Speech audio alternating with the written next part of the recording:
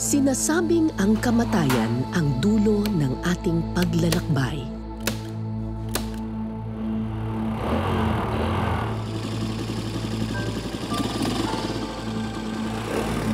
Pero para sa kanila, sa kamatayan nagsisimula ang kanilang ikinabubuhay.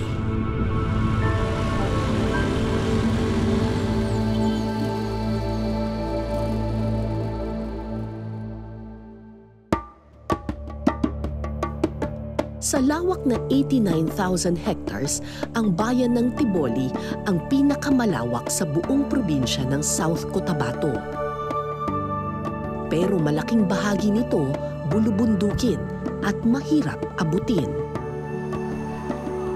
Ngayong araw, papunta kami sa pinakamalayong barangay sa Tiboli para maghatid ng ataon. Yung munisipyo dito, merong silang serbisyo para sa mga indigent na nagbibigay usually ng kabaong, ganyan. Pero dahil yung mga lugar dito masyadong malalayo, sila na rin yung naghahatid ng kabaong doon sa bundok. Libre ito? Oo, ma'am. Ah, libre. Mabigat ba yan? Bigat? Magaan po, ma'am. Ah, magaan lang, ha? Magaan sige, po. kuya, dali ka na. Magaan lang pala, parang gawa sa yero. Opo, gawa sa yero po. Ah, ganito na pala mga kabaong ngayon. Sila ang Team Horror, isang grupo ng mga embalsamador na ang trabaho maghatid ng serbisyo sa pinakamalalayong sityo. Si Joel Guindon ang leader ng grupo. Dating habal-habal driver na natutong mag-embalsamo. Siya ang kauna-unahang katutubong Tiboli na naging lisensyadong embalsamador. Nung bata pa ako, tinitingnan ko lang yung ginagawa ng mga embalsamador, yung dati na nakasama doon. Nag-alalay-alalay din ako sa kanila.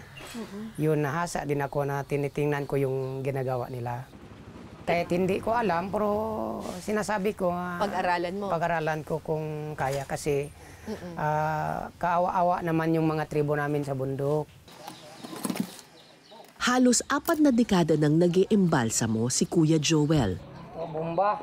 Dahil siya lang sa kanyang mga katribo ang marunong mag-embalsamo, araw-araw ang kanyang trabaho. Araw-araw kayong humahawak ng patay? Araw-araw yan, ma'am. Kasi ilan po ba ang siniservisyohan ninyo? 25 barangay. Ah, 25 Yung dito sa Tiboli Town, sa Tiboli. Tapos ikaw lang? Kulang isa. Ah, kaya araw-araw may kliyente ka? Araw-araw yan. Papunta tayo ngayon dun sa Barangay Tudok. Yun na yung pinakahuling barangay dito sa Tiboli. Magdadala tayo ng 2 kabaong. Pero di ba 4 ang patay doon? Pero 2 kabaong lang dadalin muna ngayon kasi hindi dumating yung supplier. Bukas pa darating yung 2 pang kabaong. So bukas na lang dadalin yung pangalawa, 2. So yung 2, sa kama na lang muna sila. Opo, ano lang po, kulambuan lang.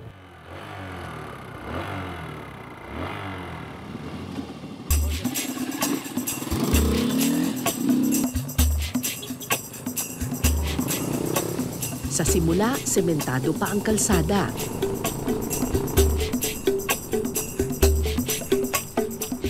Pero makalipas ang ilang minuto, hindi na patag ang daan.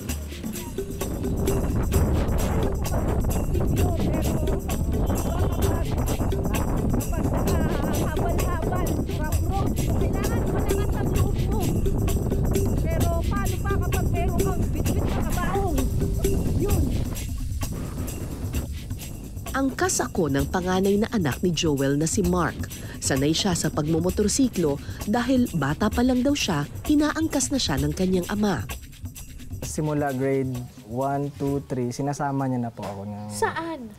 paghatid ng kabaong. Ako yung, kumbaga ako yung backup niya, nakasakay sa tangke ng motor. Pero iba raw ang husay ng kanyang ama pagdating sa pagmamaneho. Kung mapapansin ninyo, si Kuya Joel pirmeng nakatindig dun sa kanyang motorsiklo.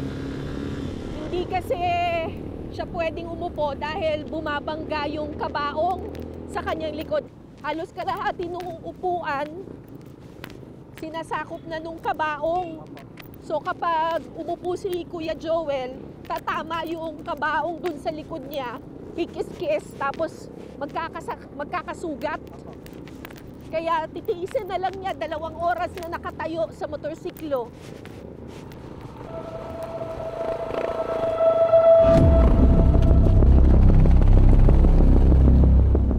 Makalipas ang ilang minuto, naging mahirap na ang daan.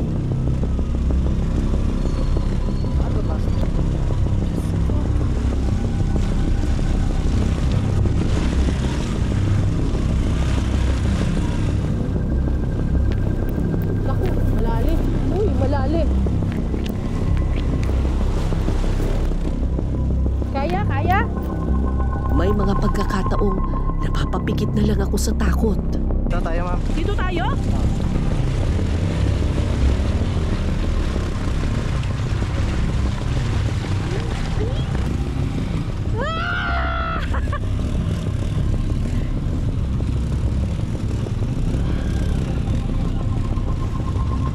Kaya natin yan? Opo.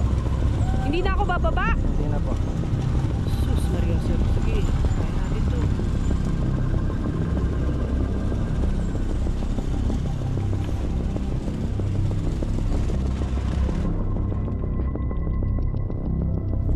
Kailangan talaga i-trust mo lang talaga completely yung Skylab driver mo. Kasi talaga nakasalalay sa kanya yung buhay mo eh.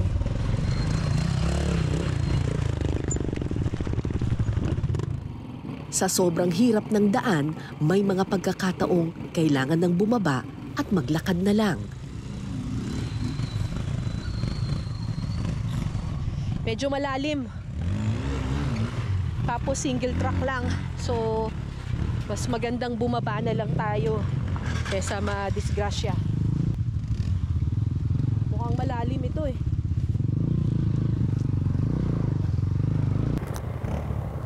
Aray, sus Mariosep, sorry. Kaya na dito? Okay.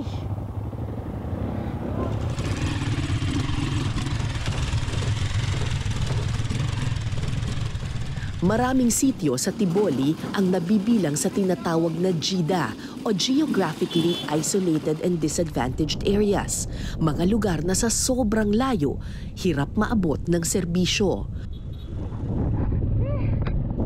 Parang lalong nakakatakot kapag nakikita ko yung kabaong sa harap namin eh. Walang nangangahas na magpunta rito, kaya kapag may namatay, madalas silang tinatanggihan ng mga punerarya. Bakit importante yung trabaho ng mga embalsamador? First of all, ma'am, kasi yung lugar namin dito is more on far flung communities, kabundukan. So pag hindi yun ma-preserve ng maayos, magkukos din yun doon ng sakit sa community. Kasi ililibing lang nila ng hindi man lang na ng maayos. So, it's either makakontaminate ng mga resources nila doon. Noong 2010, naisip ng munisipyo na magbigay ng libreng ataol sa mga namamatayan. Ang problema, walang magdadala nito. Dito na nabuo ang pagtutulungan ng munisipyo at ng Team Horror. Sinabi ko sa kanya, Mayor, kung pwede, kunan natin ng license si Joel. Hindi naman basta-basta mag-embalmer kung wala kang lisensya. Sa ilalim ng programa, sagot ng munisipyo ang ataol at motorsiklo, habang ang grupo ni Joel ang magsasakripisyo. Yung mga pamilya po ng namatayan, binabayaran po ba kayo? Ay, yung pamilya, ma'am, kung sa bayad, wala man sila kung saan kila mo kumukuha ng pera, may bayad sa akin. Kung minsan lang, kung magbigay sila ng 3,000, 2,000, yun ang binabigay ko sa mga tao ko.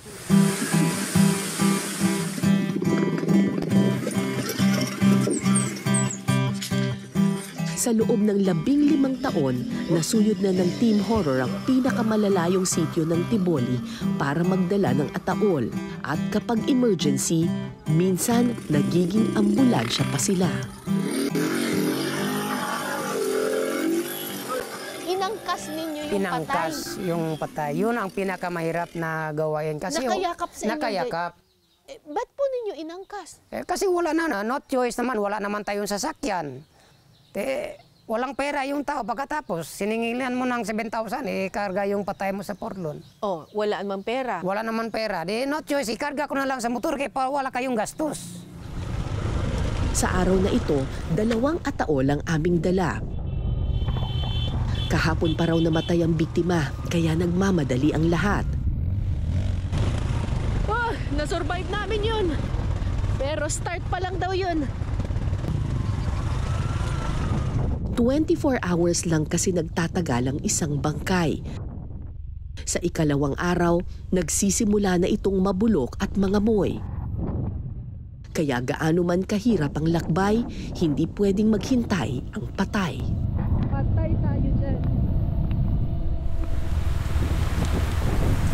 Ulan.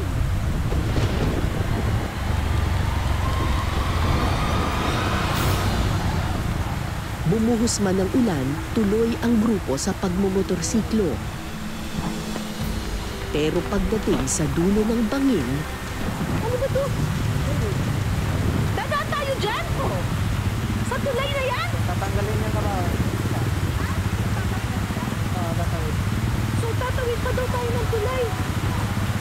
Sino ba yan? Kaya pa tayo ng tulay na yan?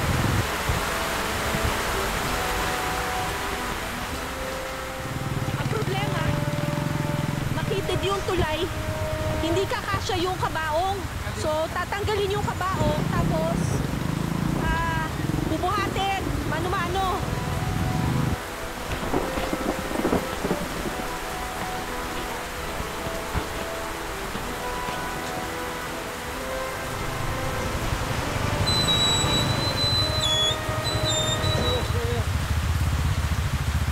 nang naitawid ang mga ataol, larga na ulit ang Team Horror.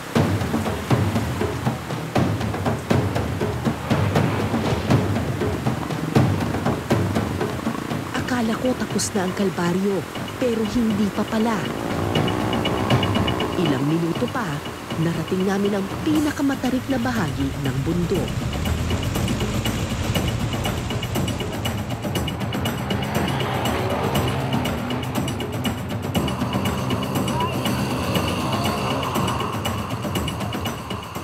Galing oh! Sakto! Ay! Dahil sa ulan, lubhang lumambot na ang lupa.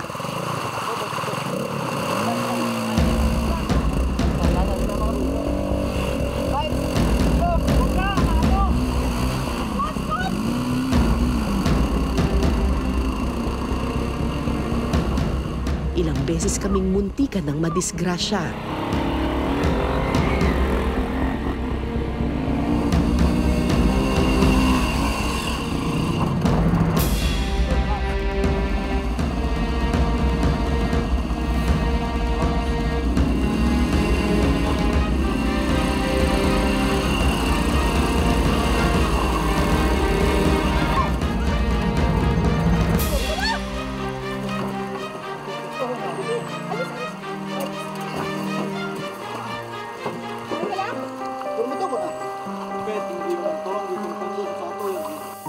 Binabawasan nila ng hangin yung gulong para mas kumapit sa putik. Para mas malakas yung kapit. Kapag mas matigas kasi yung gulong, tumatalbog lang siya dun sa sa lupa, tapos magiging madulas. Pero kapag binawasan mo ng hangin, lalong kakapit sa lupa. Iba't ibang paraan na ang sinubukan pero ilang beses pa rin tumumba ang motorsiklo.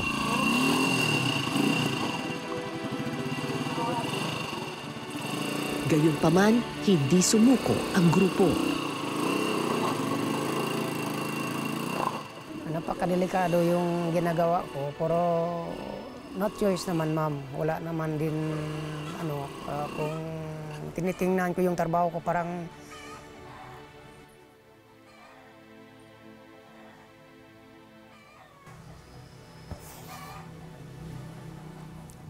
nasuko na ako ba?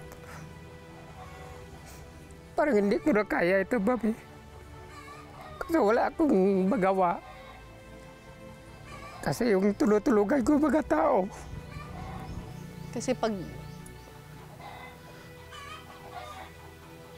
Kasi kung wala ako, ma'am, yung mga tribo ko,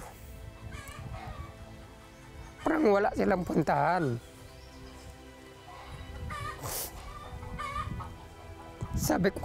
Sabi ni misis ko, magtigil na ako sa trabaho na yan. kasi Una po kung minsan napapagod din. Kasi wala din ako magawa. Sabi ko kay misis ko, kung mapahinga ako, paano na yung mga kawawang tao humihingi ng tulong dito sa akin? Makalipas ang ilan pang subok, tagumpay ring naiakyat ang kabaong.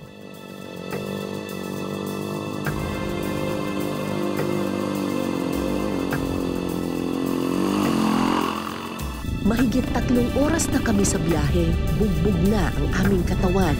Pero sabi nga ni Kuya Joel, hindi pwedeng sumuko. Maya-maya, nakarating kami sa mabatong bahagi ng bundok. medyo delikado dito kasi mas madulas ang limestone kumpara sa puti.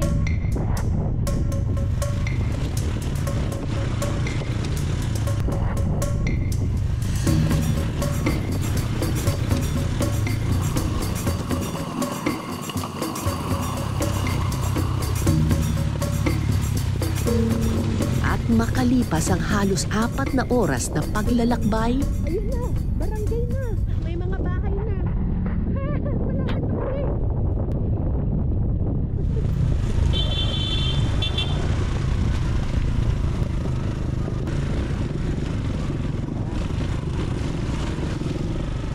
alas 4 na ng hapon nang makarating kami sa dulong barangay ng Tudok.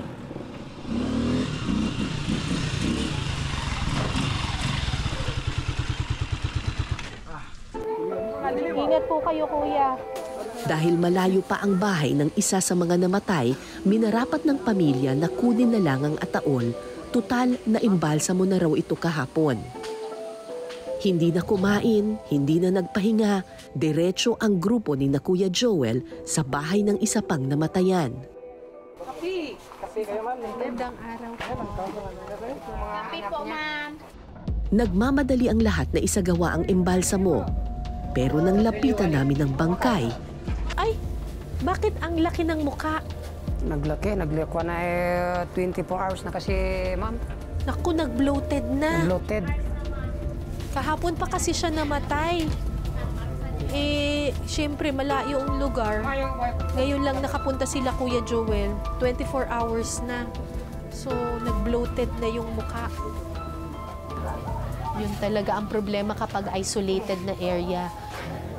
Buti na lang nandyan yung sila Kuya Joel ng Team Horror kasi otherwise, pag wala sila dito, ililibing na lang nila yan ng hindi na embalsamohan. mabilis na kumilos sila Kuya Joel at ang kanyang grupo. Habang inaayos niya ang katawan ng namatay, inihanda naman ng kanyang anak na si Mark ang mga gamit para sa formalin. Gano'ng karaming formalin gagamitin? Ito ma'am, sa kalahati dyan. Kung pwede maubos mo.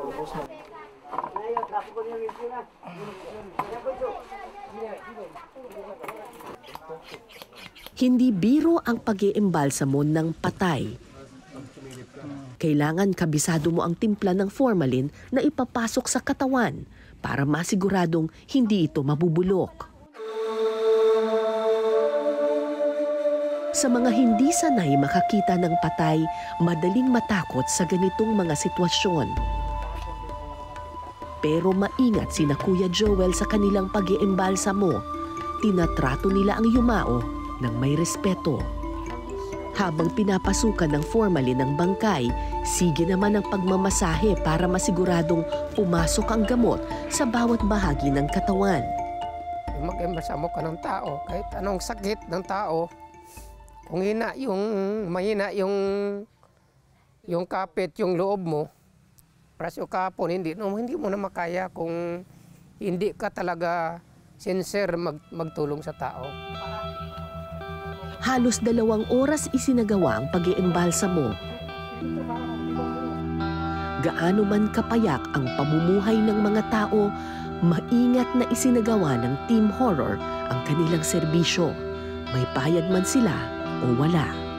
Magkano ba yun kapag yung private na mga funeraria? Kadalasan katulad ng queuing ko, 75,000. Ay, ganun? Tapos hindi sa tumatanggap ng mga referral galing kay Mayor.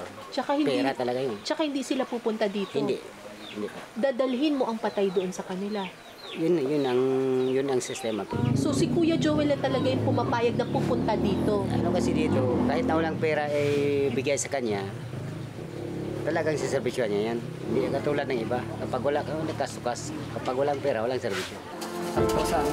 Mag-aalas 6 na ng hapon nang matapos ang pag-iimbalsamo. Inihanda na namin ang bangkay para ipasok sa ataol. Pero tila may problema. Dahil iisa lang ang sukat ng mga libreng ataol ng munisipyo, nagkaroon ng kaunting problema. Idiretso nila ang paa. Unan? Unan.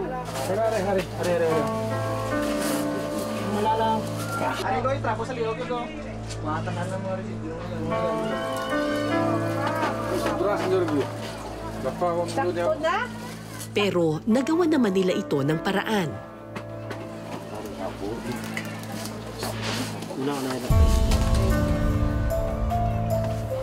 At nang matapos itong bihisan at ayusan,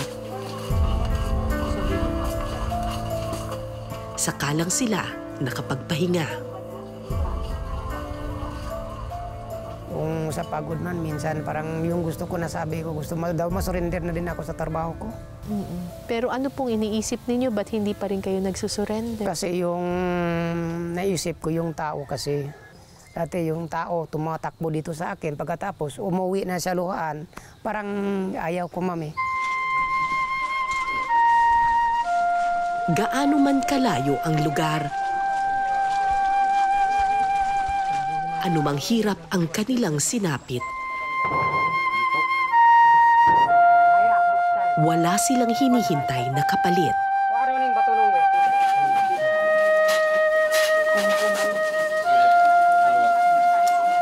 Ang mahalaga, mabigyang respeto ang patay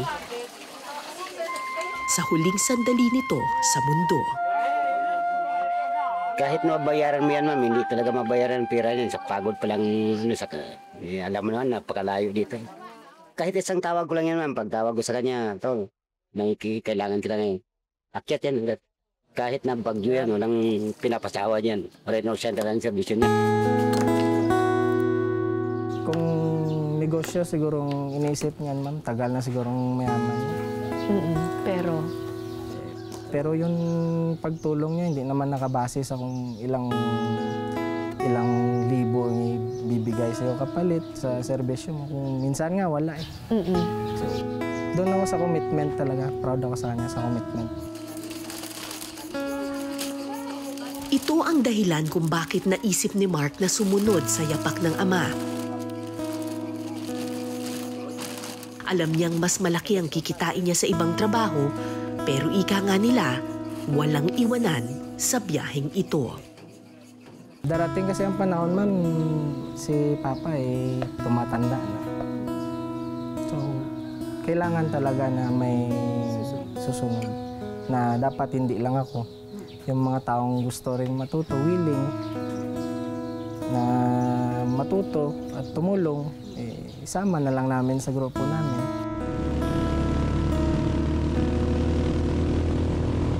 Pasado alas 6 na ng hapon nang makaalis kami sa Barangay Tudok. Pero kung gaano kahirap ang daan papunta, doble ang hirap pauwi. Lord!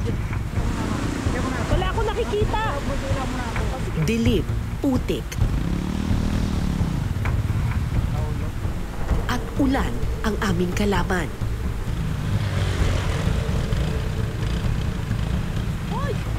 Delikado kapag minotor ito madulas, kaya naglakad na lang ako. Ingat! Bumaba ka na dyan!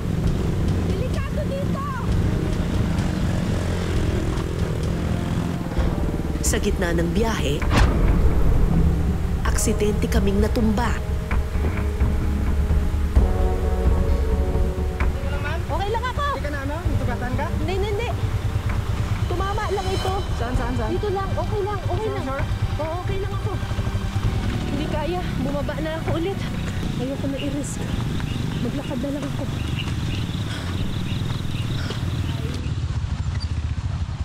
Alas 8 na ng gabi nang makauwi kami.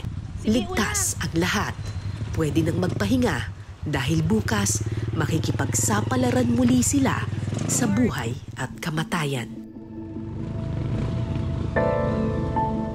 Pangarap sana yung mga daan namin dito, pag umuulan, sira kaagad. Yung sana kung makita nila yung mga nandito sa gobyerno, sana kahit may liit na highway lang doon sa mga kabundukan. Kasi kaawa-awa naman ma'am ang mga tao sa bundok. May kasabihan, sa gitna ng hirap at kalbaryo, lumalabas ang kabayanihan ng tao.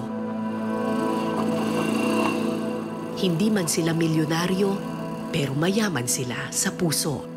Marami nagmamahal dyan, sa totoo lang sa kanya. Kahit saan mo dalhin yan dito sa 25 barangays. Maraming nagmamahal kasi alam nila na mabuti yung hangarin niya. Tumulong talaga. Lalo na sa mga ganyang problema. Ang buhay ay isang paglalakbay. Kung gaano kahalaga ang trabaho ng mga sumasagip ng buhay, mahalaga rin ang papel na ginagampanan ng mga naghahanda sa ating huling hantungan. Silang mga wala sa kapangyarihan pero maglilingkod hanggang kamatayan.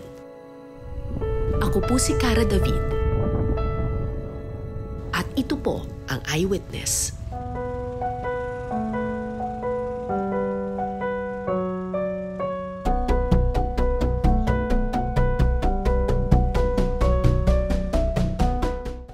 Maraming salamat sa pagtutok ninyo sa Eyewitness mga kapuso. Anong masasabi ninyo sa dokumentaryong ito? I-comment nyo na yan. Tapos mag-subscribe na rin kayo sa GMA Public Affairs YouTube channel.